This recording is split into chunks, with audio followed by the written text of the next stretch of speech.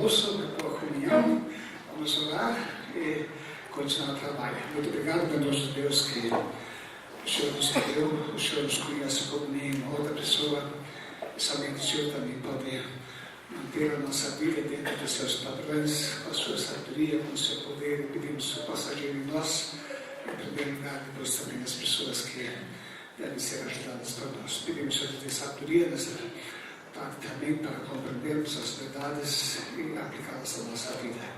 Muito obrigado por tudo em nome de Jesus. Amém. Amém.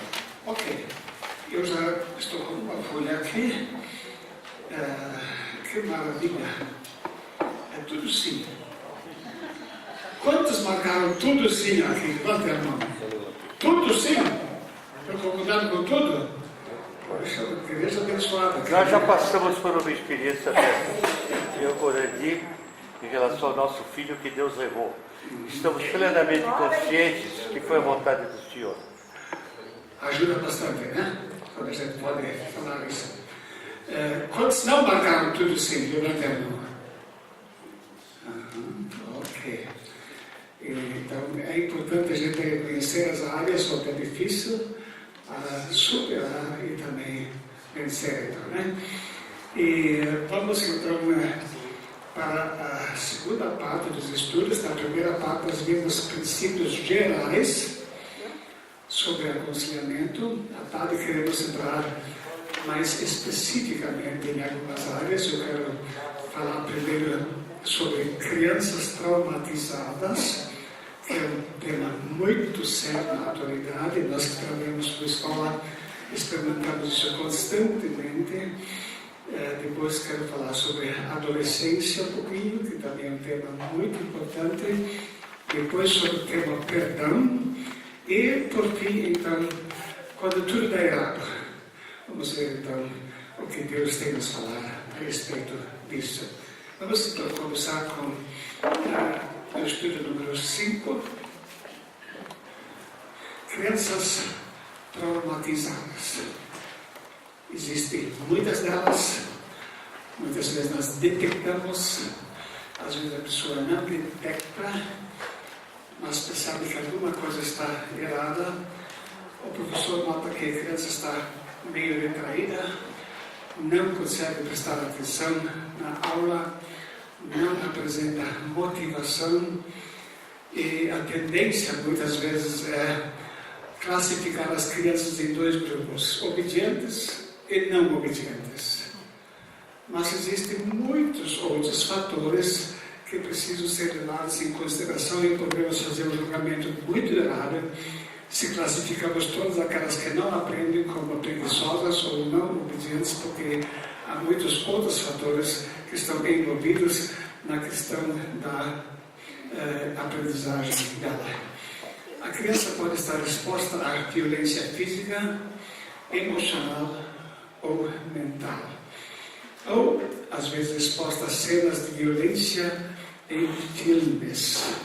Hoje em dia, lamentavelmente, pais chamados cristãos assistem filmes de terror junto com seus filhos pequenos.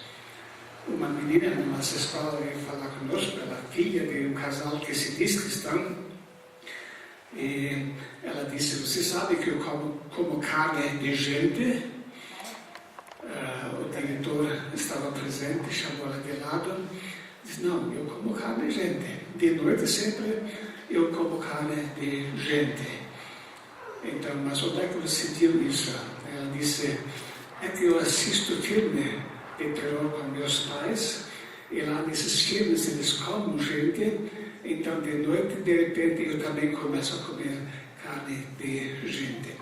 Uma criança que perdeu grande parte da sua sensibilidade emocional, e quando então o diretor chamou os pais, o pai em primeiro momento queria negar, mas ele chamou essa criança, e na presença da criança o pai confirmou que assiste esse tipo de filme. Ele disse: não, fé não tem nada a ver com isso. O que eu faço em casa não tem nada a ver com a minha fé. E só depois de poder trabalhar com os pais, eles pararam com isso, a criança foi se tornando mais normal um pouco. mas até hoje ainda está traumatizada com aquilo que viu.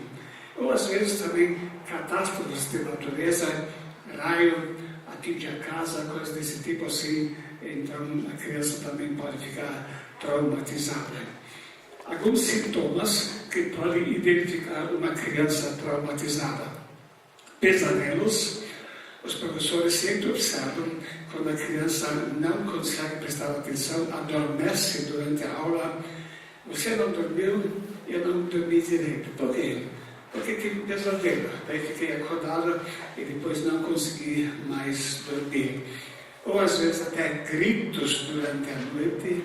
A criança grita apavorada e os pais às vezes nem sabem o que está acontecendo. Regressão é uma questão frequente em crianças traumatizadas, crianças que já estavam totalmente livres, tinham controle sobre os seus esfíncteres e também xixi, de repente começam a fazer xixi na aula, começam a fazer cocô na calça, a pessoa tem que limpar, então assim por diante.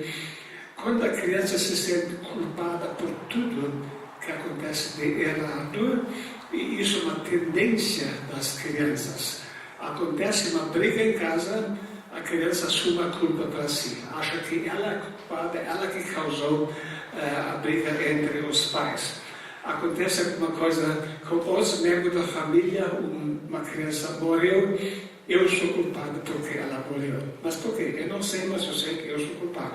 Então isso é uma tendência muito grande de crianças pequenas de assumir a culpa por coisas onde elas simplesmente não são responsáveis. Redução de memória de curto prazo. Por exemplo, o professor dá uma instrução e a criança não capta. O que foi, professor? Eu dou aula 2 vezes por semana na devocional, são meditações, estudos que faço com ele, e daí vou 1 vez por semana em 3 classes, onde eu falo especificamente com aquela classe. E lá, logo na primeira aula, eu percebi quais eram os alunos traumatizados, dos alunos da 5ª classe. Então eu falo, nós vamos falar hoje sobre tal e tal texto, tal livro. Que livro? Que livro? Eu acabei de falar. Que livro? Ok.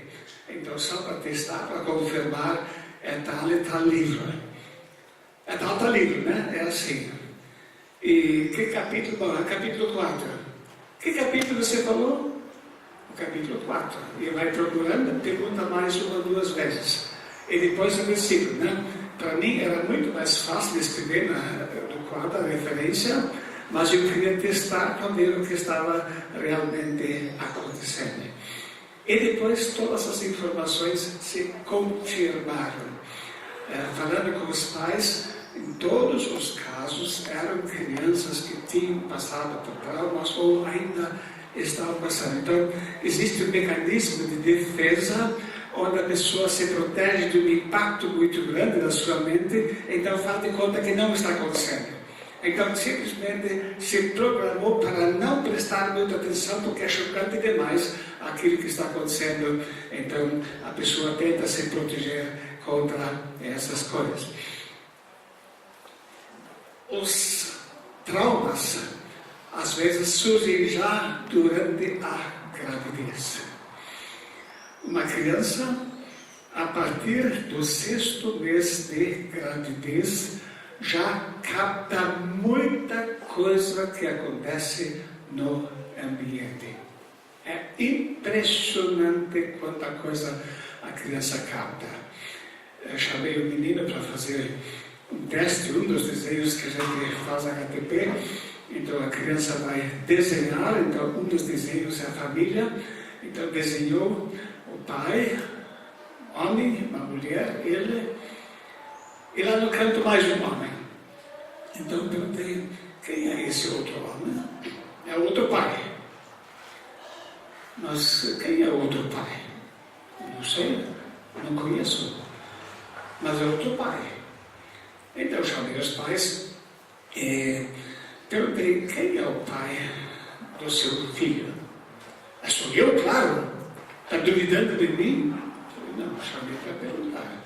Me diga uma vez quem é o pai do menino. Os dois se olharam um tempo. Bom, realmente não sou eu. Ela já estava grávida quando conheci ela. Ela estava grávida de 6 meses, mas eu assumi a responsabilidade. Nunca a família ficou sabendo que eu não era o pai, sempre pensaram que eu era o pai da criança.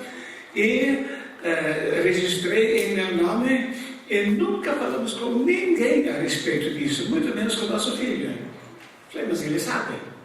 Mas como? Então eu expliquei para ele. Detectamos que ele está sabendo que tem outro pai na história. E então, eles apavoraram. E agora, o que vamos fazer? Eu não faço nada. Mas no dia que ele perguntar, ele vai perguntar logo. No dia que ele perguntar, daí vocês contam toda a verdade para ele. E foi na mesma semana. Eu conversei com os pais no domingo. Foi na sexta-feira à noite, estávamos sentados na outra família. Ele perguntou, pai, quem é o meu pai verdadeiro? Por quê? Não, eu quero saber quem é o meu pai verdadeiro. Então, contaram toda a história. E ele disse, muito obrigado por você ter me aceito, porque o outro me abandonou a mãe. Mas muito obrigado por ter contado, porque eu sabia que você não era meu pai. Então as crianças captam muita coisa que a gente nem imagina. Especialmente ruídos, quando tem tensão, quando tem briga, vem 2 fontes de informação. Uma vez através dos hormônios que causam estresse, e outra, ela capta a voz já daqueles que estão falando. Então, mais estressadas, seja por causa dos pais ou por causa das circunstâncias, vão ter uma influência muito grande sobre os filhos. Os filhos de mães estressadas podem sofrer de ansiedade e depressão. Situações de estresse durante a gravidez podem ter efeitos nocivos sobre os filhos, de acordo com um novo estudo de pesquisadores israelenses. A pesquisa da Escola da Farmácia Universidade Hebraica de Jerusalém indica que o estresse da gravidez pode retardar o desenvolvimento das crianças, provocar problemas de aprendizagem e de atenção, ansiedade, sintomas depressivos e até mesmo autismo. Então, podem ser brigas conjugais, separações, casos de morte, podem deixar marcas na vida da criança. Insegurança, medo, vulnerabilidade, falta de motivação, vergonha, ansiedade, isolamento, dificuldade com memória de curta duração, dificuldade de compreender tarefas múltiplas, instabilidade na questão de responsabilidade e problemas de expressar as suas emoções. Eu não sei se tem professores aqui, mas eu queria chamar a atenção para os pais também. Dificuldade de compreender tarefas múltiplas. Se você falar para uma criança de 3 ou 4 ou 5 anos, você vai agora arrumar o seu quarto. Uma criança que passar por traumas, ele já vai lá, faz alguma coisa e vai embora. A mãe pergunta, já fez? Já fiz. A mãe vai lá, está tudo bagunçado. Seu professor, nós temos um caso que eu tenho acompanhado mais de perto, o professor diz, agora vocês guardam o seu material escolar, a maioria guarda. Tem alguns que colocam um caderno lá dentro, já fiz. Então, ou arrumar a mesa na cozinha. Minha netinha de 3 anos, quando a mãe falava você vai arrumar a mesa, ela sabia direitinho, ela passava um pano na mesa, depois colocava os pratos, os talheres, os copos, tudo pronto. Mas tem crianças que estão 5, 6, 7 anos de idade e a mãe fala, vai arrumar a mesa, põe os pratos e vai embora. Ela não consegue gravar várias coisas ao mesmo tempo. Então precisa dar instruções específicas. Ok, nós vamos agora arrumar o seu quarto. Vamos ver algumas coisas. Vamos fazer o que primeiro? Isso, ok. Então faz isso. Agora vamos fazer isso. E daí vai treinando. Mas em si a criança não tem essa capacidade. Ou agora vamos arrumar a mesa. que vamos fazer? Será que tem pó na mesa? Tem, ok. O que vamos fazer? Então vamos passar uma toalha, alguma coisa. Agora que vamos... Então vai treinando. Agora o professor em geral dá ordem e a tendência é ficar nervoso quando não foi cumprido tudo, mas a criança tem essa característica de dificuldade de realizar tarefas múltiplas. Algumas situações são especialmente complicadas. Abuso sexual é muito complicado, acidente traumático, cirurgias que ela vai passar, agressões físicas e assim por diante. Especialmente questão de abuso sexual deixa marcas tremendamente profundas na vida da criança. E nós temos tido vários casos de alunos na escola, uma situação, uma aluna estava muito insegura, então a professora perguntou se eu podia atender, falei, você vem junto, então eu vou atender junto com você. E quando a criança era para entrar no meu escritório, e me viu lá, ela começou a tremer o corpo todo. Falei, você quer falar com a professora sozinha? Quero. Ok, então eu já sabia. Ela tem medo de homem. Generaliza isso para todos os homens. Então a professora falou e ela só disse, eu não posso falar, eu não posso falar, eu não posso falar. Ok, deixamos ela. Então eu liguei para a mãe. Falei, nós temos o privilégio de ter a sua filha aqui na escola, gostaríamos muito de ajudá-la melhor. E não consegui nem terminar de falar, só falei isso. Ela disse, meu marido não fez nada com ela, ele é bom, ele não fez nada não. Se ela falou alguma coisa, está mentindo, ela não fez nada. Eu já vou lá na escola. E chegou lá na escola, tirou e nunca mais trouxe de lá também. Vítima de pedofilia dentro do próprio lar. Atendi uma professora, ela disse que foi abusada pelo seu pai durante 10 anos, dos 7 até os 17 anos de idade. Ela disse, a vida de uma pessoa assim é um lixo. A gente nunca mais consegue sentir a dignidade. Então é um problema muito sério quando nós vamos lidar com crianças que apresentam sintomas desse tipo assim, e elas vão precisar de muita ajuda, muito apoio para começar a recuperar a dignidade em parte, pelo menos, porque os traumas são tremendamente profundos na vida da criança. As primeiras semanas de vida são muito marcantes para uma criança. Vamos ver, o que vocês veem na primeira figura? O que a criança está fazendo? Sim, os três estão amamantando aí, mas qual a diferença? Está sério, né? Como? A fisionomia da criança está séria olhando para a mãe. Uma está séria, outra está rindo. As mães sabem dessa história, né? Nós homens não temos observado tanto, mas as mães sabem. A criança está estudando os olhos da mãe, o rosto da mãe. Nota que a Bíblia fala, a Bíblia é impressionante. Mas tu és que me tiraste do ventre, fizeste-me confiar, estando aos seios da minha mãe. Note o período de amamentação, e de uma forma especial as primeiras semanas, vão ter uma influência muito grande na vida da criança sobre confiança ou desconfiança. O que nós vemos na segunda figura? Uma criança mamando está feliz. E na terceira, preocupada, desconfiada, não acredita. A criança, a partir do 6º mês de gravidez, já ouve as vozes lá fora, e junto com as vozes vem os hormônios, endorfinas, para sentir bem, ou cortisona e outros para sentir mal, tensão. Então, esses hormônios vão causar o estreitamento dos vasos sanguíneos, ela recebe menos oxigênio, sente angústia já no ventre materno.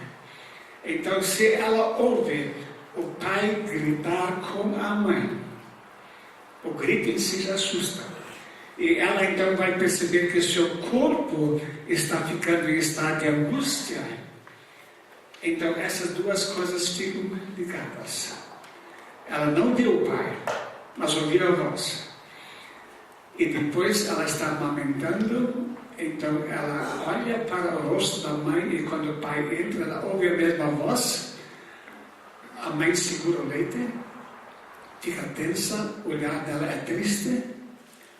E a voz, ok, aqui está o problema. Aqui está o problema que tem os filhos já na gravidez. Ela já começa a desenvolver uma desconfiança em relação à pessoa do sexo masculino, de forma especial, o seu pai. As brigas conjugais são tremendamente nocivas para o desenvolvimento sadio das crianças nos primeiros anos de vida. E o pior é que se isso não vai ser tratado, acompanhado até os 3 anos de idade, é muito difícil recuperar isso depois. Recebemos este ano um aluno novo, que veio de uma outra escola pública. Então as alunas que já o conheciam disseram, olha, ele pode até ser bonzinho nos primeiros dias, mas ele é terrível, é um horror. Estavam passando uma imagem negativa dele. E, para nossa surpresa, era um aluno bem comportado. Ele nunca dava trabalho, a não ser que alguém provocasse. Quando alguém provocava, ele tinha uma mão forte, ficava marca na cabeça também. Mas enquanto ninguém provocava, era muito gostoso de lidar com ele. Ele é o maior da turma. Mas não consegue prestar atenção. Não consegue se concentrar na matéria. E já tinha reprovado 3 vezes em escola pública, agora queriam ver se finalmente ele pudesse passar então na nossa escola. Então eu chamei a mãe e falei, como é que é o relacionamento? Primeiro, sempre faz um levantamento sobre a gravidez, como é que transcorreu, pega um monte de dados sobre como é que foi o relacionamento. Ela já disse que foi terrível, terrível, terrível. Todo o tempo da gravidez nós brigamos e brigamos e brigamos. Ok, então já tinha muita explicação para o fato dele não gravar as coisas na memória dele. E daí eu falei, e depois da gravidez, bom, até os 3 anos ele continuava bebendo, me batia e era só briga. Mas agora nós não brigamos mais. Mas as marcas ficaram no menino até hoje. Ele é uma pessoa boa de realidade, ele fica muito grato pela atenção que está recebendo, mas sempre vai ter dificuldade de aprendizagem. Então não dá para culpar uma criança assim.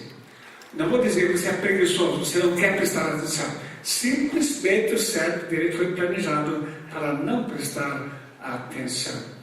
Então pode haver vários fatores, a reação da mãe ao saber da gravidez, o relacionamento conjugal durante a gravidez, o estado de saúde da mãe durante a gravidez, como foi o parto, se foi cesárea ou se foi normal, faz uma diferença também. Qual foi a aparência da criança ao nascer? Ela roxinha, ficou privada de oxigênio, ela normal, ela chorou logo ou não chorou. Então todos esses dados vão ser úteis para o professor, para colher dados, para saber por que a criança é assim. Nós não devemos saber se aprende ou não, se obedece ou não, mas precisamos saber o porquê dessa situação. Como foi e quando foi a primeira mamada, a amamentação é muito importante também, e por quanto tempo a criança mamou no peito. Então esses são alguns dados que a gente colhe então no tratamento. O leite materno é o único leite que realmente pode suprir tudo o que a pessoa precisa. Forma-se uma camada de mielina em volta dos neurônios e é por essa camada que vai passar então depois o impulso nervoso. O leite de vaca tem o mesmo teor de gordura que o leite materno. Mas no leite materno tem lipase, e a lipase quebra essa gordura, de tal forma que ela pode penetrar nos vasos mais finos e formar então o sistema nervoso. Leite de vaca não tem lipase. Então o sistema nervoso não fica adequado para o impulso nervoso normal para a criança poder realmente pensar de uma forma como deveria pensar. Mas a Bíblia mostra que devemos trabalhar com as pessoas, todas elas, e sarar os quebrantados de coração. Eles atam as suas feridas. Deus está cuidando de uma forma especial de crianças que passaram por traumas também. Jesus disse: o Espírito do Senhor é sobre mim, pois que me ungiu para evangelizar os pobres e enviou-me a curar os quebrantados de coração, a pregar liberdade aos cativos e restauração da vista aos cegos, a pôr em liberdade os oprimidos e anunciar o ano aceitável do Senhor. Jesus quer exatamente, de uma forma especial, tratar por pessoas traumatizadas que estão precisando de ajuda. E ali o papel do conselheiro vai ser fundamental. Muitas vezes a gente consegue a ajuda dos pais, muitas vezes não consegue a ajuda dos pais. Então, muitas vezes o conselheiro vai ser a única pessoa que a criança vai poder usar como base para a restauração da sua vida. Nós, da Escola Filadélfia, todo ano atendemos crianças traumatizadas. E aí pensamos naquele texto: apacenta os meus cordeirinhos. Como é importante, como é bom poder cuidar desses pequeninos quando passam por tempos de muita dificuldade. Isso aqui é no pátio da nossa escola, onde nós temos a Escola Filadélfia, então. E a gente se dedica de uma forma especial também quando entro na adolescência. Não basta eu pegar uma criança, senta ali agora vou te dar as instruções.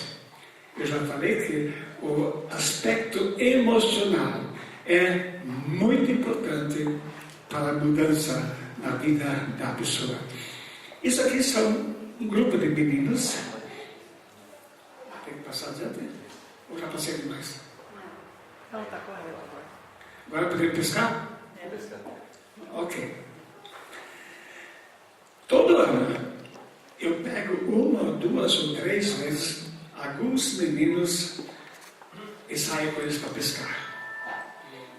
Converso com os pais, explico para onde nós vamos, explico quem vai junto, explico que não vai ter nenhum custo para eles, porque nós vamos em pesca e barco, porque a criança fica muito traumatizada, chateada quando não pega nenhum lambari, então lá pega. Eu já falo: olha, o máximo 10 quilos, mas isso não dá.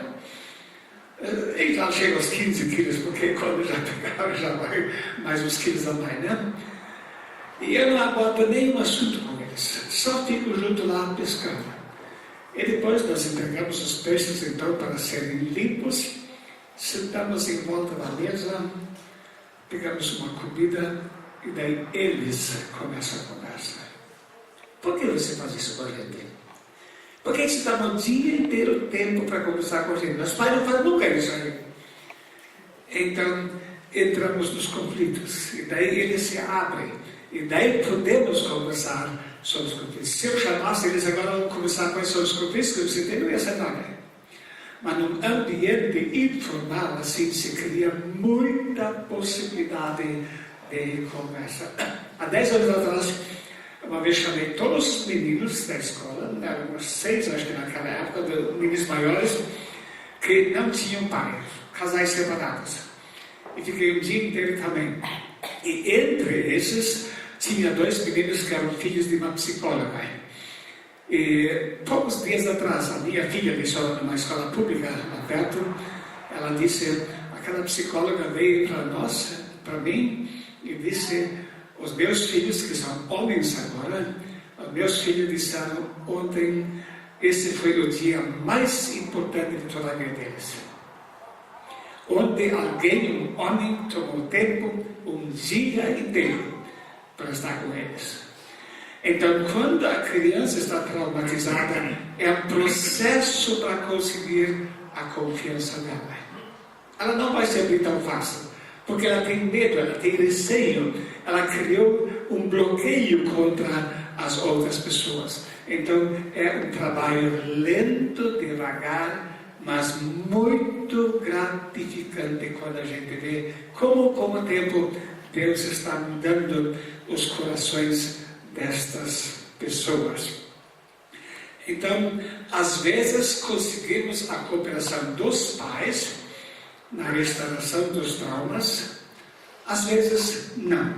Quando os pais colaboram, então é muito importante mostrar, em primeiro lugar, qual é a influência deles na vida dos filhos. A maioria dos pais não sabe. Não sabe que as brigas causam um tremendo dano na vida dos filhos, não sabe que isso causa problema de aprendizagem, não sabe nada disso. Então eu convido os pais primeiro sozinho, nós sentamos, conversamos e daí eu passo o estudo para eles. Queria que vocês soubessem quanta influência vocês têm na vida dos seus filhos. Então nós abordamos basicamente 4 áreas: a área da fé, a área da vida familiar, a área da disciplina e a questão da vida da eternidade, né? Então, depois eu mostro, eles reconhecem já, nós não fizemos nada disso. Ok, vocês gostariam de conversar? Como? Não sabemos. Ok, nós vamos apoiar vocês. Mas o primeiro passo vai ser uma conversa com eles de confissão. Mostrar o que vocês fizeram errado. Estão prontos a fazer isso? Esse olho, nós pedimos perdão para nossos filhos. Falei, para readquirir a confiança, vai ser necessário conversar. Sem isso, vocês não vão conseguir a confiança. Ok, eles concordam em geral, chamam seus filhos, às vezes na minha frente, olha, isso que nós fizemos foi errado. Deus não aprovou isso. Nós queremos pedir perdão para vocês e queremos dizer, nós gostaríamos de ser diferentes agora. É impressionante o impacto que isso causa na vida da criança. Quando os pais admitiram, nós estávamos errados. Porque daí se começa a estabelecer novamente um relacionamento de confiança. As crianças começam a ter esperança de que o relacionamento vai ser bom. Os pais mentem demais. Um pai trouxe um filho pequeno, 3 anos para a escola. A criança ficou tranquila na classe, no primeiro dia. Depois a criança foi para fora para brincar. Olhou em volta e começou um berreiro. Meu pai mentiu, meu pai mentiu, meu pai mentiu. O que ele falou? Ele falou que ia ficar aqui fora esperando até a hora da saída. Ele não está aqui. Ok. Então a professora disse, nós vamos conversar com o seu pai depois. E pode ficar tranquilo que teu pai vai chegar com toda certeza. Aí ele passou bem a tarde. Depois, quando a hora que o pai chegou, eu falei, vamos conversar um pouquinho. O que foi que o senhor falou para seu filho? Para acalmar ele, eu falei que eu ia ficar aqui. E, era verdade? Não. Falei, pois é. Seu filho, quando o dia que o senhor não estava aqui, começou a berreiro, disse, meu pai mentiu perante seu filho. O seu pai, o senhor era mentiroso agora.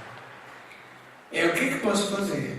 Falei, vamos chamar seu filho, se gostaria que eu ficasse junto, vamos chamar ele e daí só conversa com ele. Ok, eu concordo. Chamamos a criança nem queria abraçá-lo de tão frustrada que estava. Daí o pai disse, meu filho, me perdoa, eu menti para você, prometo que não vou mentir mais, tá? E foi muito errado a minha parte. Não vai mentir mais? Não vou mentir mais. Então o filho abraçou.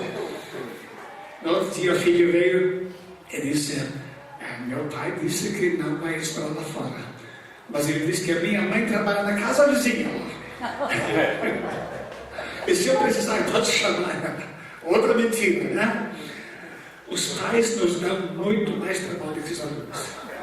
É verdade. Então, para estabelecer um caráter mesmo, muitos pais não fornecem nada. Então, o seu filho, seu problema que causou trauma ainda persiste, procuro ajudar então o casal a superar. E sempre tenho casais fazendo estudo bíblico conosco lá na escola, ou comigo ou com outras pessoas da equipe. Então, o pai precisa confessar que aquilo que fez foi errado e precisa declarar que a criança não era culpada. Porque, como eu já disse, as crianças assumem a culpa por muita coisa. Então, o pai sempre precisa dizer: meu filho, você não era culpado. Você não tinha nenhuma culpa nisso. Porque senão a criança vai continuar se considerando culpada por aquilo que aconteceu. Nós temos na nossa devocional, às vezes, a oportunidade da criança fazer pedido de oração.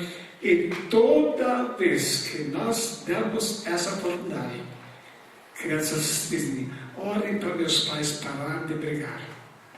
Toda vez tem criança pedindo para os pais parar de brigar. Então, note quanta marca fica na vida da criança quando os pais estão em conflito constante. Mas tem situações em que os pais simplesmente estão ausentes, se recusam a participar de qualquer restauração. Temos alguns pais neste ano assim: não adianta convidar, não adianta mostrar a importância, eu não tenho tempo para ir para ali, e ponto final. E o aluno fica cada vez pior e eles realmente não mudam. Eu quero fazer uma situação dessa. Frequentemente, os pais descrentes, ou mesmo descrentes, nem participar desse processo. A Bíblia diz que irá adiante dele no espírito e virtude de Elias para converter os corações dos pais aos filhos e os rebeldes à prudência e dos justos, com o fim de preparar ao Senhor um povo bem disposto. A primeira intenção sempre é trabalhar com os pais para restabelecer a harmonia que já foi quebrada na infância. Então, para as crianças que vivem numa situação onde os pais não aceitam participar do processo de restauração, é muito importante que se apresente para a criança que existem dois modelos de vida. Eu tinha durante algum tempo, faz 3 anos mais ou menos, falado algumas questões sobre a família, as classes, e daí eu decidi uma vez dar para todos os alunos do ensino fundamental uma série de lições sobre a família ideal, conforme o plano de Deus. E fiquei impressionado com a paixão com que os alunos assistiram a essas aulas de devocional. Então nós tratamos do pai, alguns estudos sobre o pai, alguns sobre a mãe, alguns sobre os filhos, até sobre avós, assim por diante. E as crianças, logo quando eu falei, o que nós aprendemos sobre o pai? Eu vou ser um pai amoroso, eu vou ser um pai que faz isso. Então já decidiram. Pai, não tem, olha que coisa bonita. Antes ela só tinha um modelo, era o modelo da sua casa. E aqui na escola aprenderam que existe outro modelo, que é muito melhor do que aquele modelo. E daí eu tinha terminado essa série de alguns meses, daí fiz uma outra série, e daí uma vez perguntei qual foi o estudo que nós tivemos na semana passada, a família ideal. Já tinha passado os 3 meses. E o que ficou gravado na sua memória, a família ideal. Porque aquilo foi um impacto na vida deles. Tinha um problema com alguns pais. O que você está ensinando para meu filho? Mas nem posso bater mais na minha mulher? E assim, agora nem posso mais chamar meu marido de trouxa. Os filhos começaram a corrigir seus pais em casa. E começaram a dizer, existe um modelo melhor. É o modelo que Deus ensinou. Então, sempre onde os pais não participam, é importante mostrar que existem 2 modelos. O modelo que foi instituído por Deus e o modelo de uma vida conjugal destruída. As crianças muitas vezes têm um conflito adicional ainda. Por que Deus permitiu isso? Por que Deus permitiu que meu pai fosse morto pelos bandidos e assim por diante? Então, os traumas muitas vezes lançam um problema na questão do relacionamento da criança para com Deus. Já fala, por isso não reprimirei a minha boca, falarei na angústia do meu espírito, queixar-me-ia na amargura da minha alma. E depois, falarei para que haja alívio, abrirei os meus lábios e responderei. Então, uma questão muito importante no aconselhamento, deixar a pessoa falar. Porque a angústia está lá dentro. Eu atendi uma vez junto com minha esposa, um casal, eu tinha dito para eles, nós vamos ter 1 hora cada semana.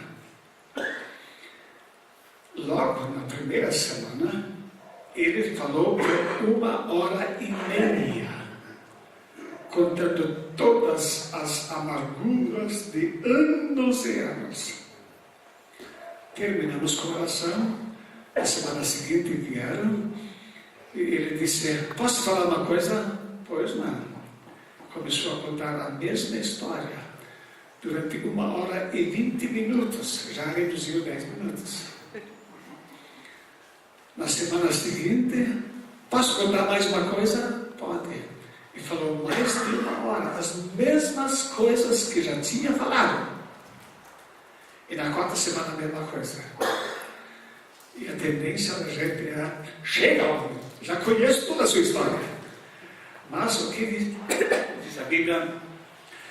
Não reprimirei a minha boca, falarei na angústia do meu espírito. Estava cheio de angústia.